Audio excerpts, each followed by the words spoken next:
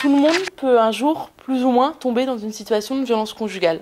Ça peut arriver absolument à tous les âges, c'est-à-dire qu'il peut y avoir des personnes de 15 ans, des garçons ou des filles, qui sont déjà dans une situation de violence conjugale. Et ça arrive aussi également dans tous les milieux. Laura Grani a été victime de violences conjugales. Qu'est-ce qui a bien pu m'attirer vers lui ? Je me suis souvent posé la question. Quand je l'ai rencontré, je n'avais pas 18 ans, il en avait 4 de plus. Beau parleur, enjôleur, manipulateur, je n'ai rien vu venir. J'étais en manque affectif, il disait m'aimer. Il y a 6 formes de violence conjugale en tout. Donc on parle souvent de la violence physique, mais il n'y a pas que ça. Il y a la violence psychologique aussi. Il y a tout ce qui est violence sexuelle, violence aussi administrative et économique, et la violence verbale. Donc quand on parle de violence conjugale, déjà il y a un principe de non-communication, c'est-à-dire qu'il n'y a pas de dialogue entre les deux personnes. Il y a un principe de domination entre les deux personnes, c'est-à-dire qu'on va avoir un auteur de violence, qui sera d'ailleurs toujours auteur, et une victime qui sera toujours victime. Il n'y aura pas d'inversion entre les deux.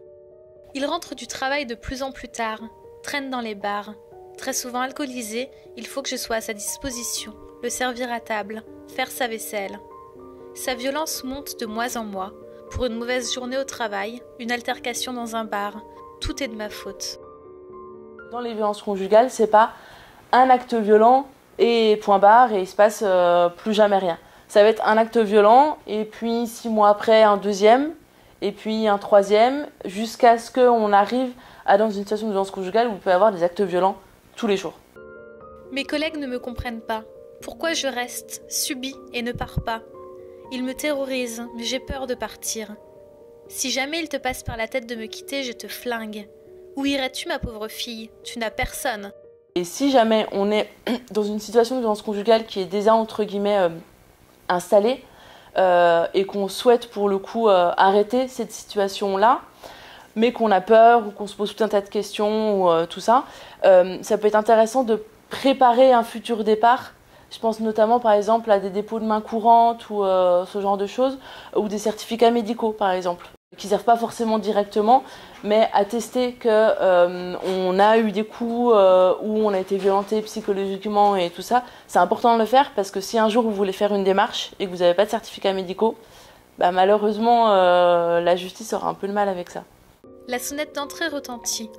« Excusez-moi de vous déranger, me dit-elle. Cela fait des mois que nous assistons à votre destruction. Nous ne voulons pas nous mêler de choses qui ne nous regardent pas. Nous sommes plusieurs familles à avoir parlé de vous et nous vous tendons la main. Est-ce que nous pouvons faire quelque chose pour vous aider ? Nous sommes disposés à témoigner de ce que nous avons vu. » Enfin, des mains qui se tendent, des liens qui se tissent, un appui. Ce qui est important quand même de savoir, c'est qu'une personne qui est victime de violence conjugale, en aucun cas vous la blesserez si jamais vous lui tendez votre main ou si jamais vous lui demandez est-ce qu'elle a des problèmes ou voilà, parce que ce qu'elle vit chez elle, c'est extrêmement violent et c'est extrêmement dur pour elle.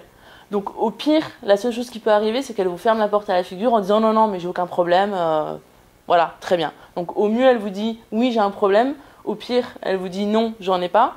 Sauf que si un jour, elle a envie d'en parler et qu'elle a envie de sortir de ça, elle sait qu'elle pourra venir vous voir vous, parce qu'elle sait que vous êtes à l'écoute.